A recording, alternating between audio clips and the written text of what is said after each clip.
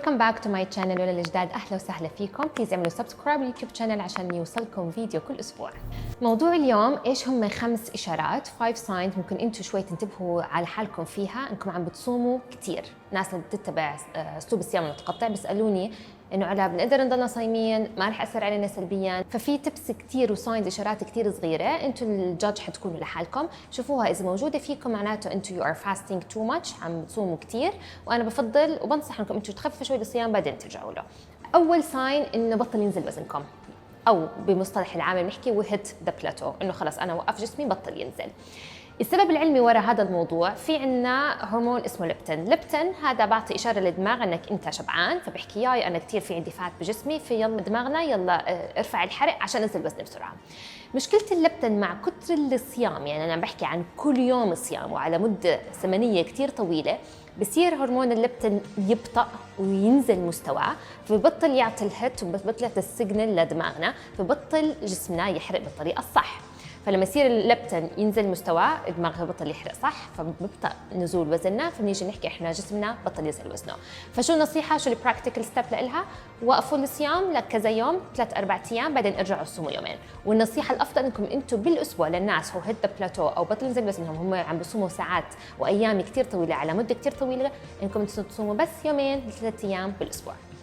الساين الثانية والإشارة الثانية لإلكم عشان تحكموا حالكم إذا أنتم عم بتصوموا كثير ولا لا، إنه كثير عم يصير عندكم وجع بعضلاتكم وتشنجات بعضلاتكم، soreness وstiffness بالعضلات. اليوروبيان جورنال اوف سبورتس ساينس عملت دراسة وشافت إنه الأشخاص اللي باكلوا عدد ساعات كثير قليلة، باكلوا مثلا بس 4 ساعات أو 5 ساعات باليوم، صار عندهم دروب كثير بالسعرات الحرارية، ممكن ياكلوا فقط 650 كالوري. طبعا هذا ما منطبق على كل الأشخاص، بس إذا إحنا وصلنا إنه ناكل 650 سعر حراري فقط باليوم على extended period of time لفترة كتير طويلة، أكيد حيصير في عنا نقص بمجموعات غذائية معينة خصوصاً بروتينات، وهذا سبب رئيسي ليش عم بيصير في عنا تشنجات ووجع كتير بعضلاتنا. ولسه الأشخاص اللي ممكن يكونوا أكتف أو بيلعبوا رياضة أكتر بيحتاجوا طبعاً نسبة بروتين أعلى.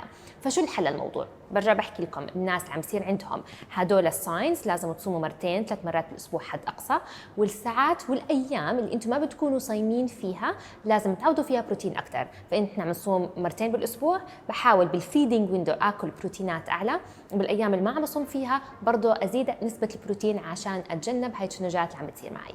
الإشارة الثالثة إنكم بتحسوا بالبرد دائما. طبعا الناس بس تكون صايمة بتحس حالها مرات بردانة، بس المشكلة لما تحس بعد ما إحنا نكسر الصيام لساتكم جسمكم بارد أو تحسوا بالبرودة الكثير. سبب لأنه خلال الصيام في عنا وايت أديبوز تيشو اللي هم الخلايا الدهنية البيضاء تحل محل الفيسرال فات. فيسرال فات اللي هي الدهون الحشوية. الدهون الحشوية هذه الدهون العنيدة اللي أصلا بتتكسر وبنخلص منها بمرحلة الصيام، وعشان هيك الصيام كثير منيح لأنه أي دهون عنيدة والحشويه الموجوده جوا الاعضاء تبعتنا بنخلص منها. بس مشكلة هذه الدهون الحشويه هي مش ثيرموجينيك، يعني ما بتعطينا هيت، ما بتعطينا حراره. فلما خلال ساعات الصيام الطويله والايام كثير طويله يروح الوايت اديبوز تيشو اللي هم الخلايا الدهنيه البيضاء بتروح بتحل محل الفيسرال فات، فصفى الفيسرال فات كميتها كبيره، فما عم تعطينا طاقه وما عم تعطينا هيت، عم تنحرق مزبوط بس بالمقابل ما عم تعطينا هيت، فبنحس بالبرد كثير. فاذا انتم حسيتوا حالكم انكم انتم وصلتوا لهذه المرحله، هي مرحله منيحه اوليتها بس ما تكون على extended period of time، اذا انتم وصلتوا لهي المرحله وحسيتوا حالكم انكم انتم عم بتصوموا ساعات وايام كثير طويله، لازم تقللوا عدد ايام الصيام بالاسبوع.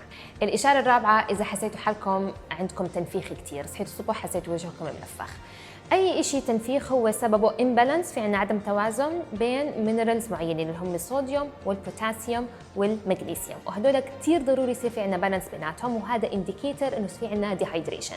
لو شو ما انتم عم بتحاولوا تعوضوا النقص بهدول الشرب المي خلال ساعات الصيام او خلال ساعات الاكل، يوجولي الاشخاص اللي بيصوموا لساعات كثير طويله وايام كثير طويله بصير في عندهم امبالانس وعدم توازن بهدول المينرالز.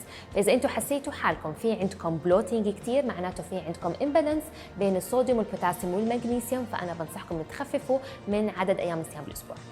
النقطة الخامسة والأخيرة، كيف تعرفوا انكم عم بتصوموا كثير، اللي هي حركة أمعائكم عم بتكون غير منتظمة.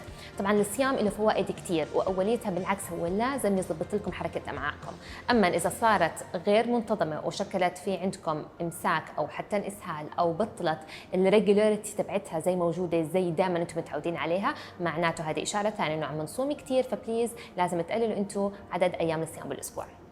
هيك بكون غطيت أكثر 5 إشارات تعطيكم أنتم دليل وحكم لحالكم إذا أنا عم بصوم عدد ساعات وعدد أيام كتير خلال الأسبوع لازم أقللها. بليز اعملوا سبسكرايب يوتيوب شانل وتابعوني بالفيديو الجاي. سلام.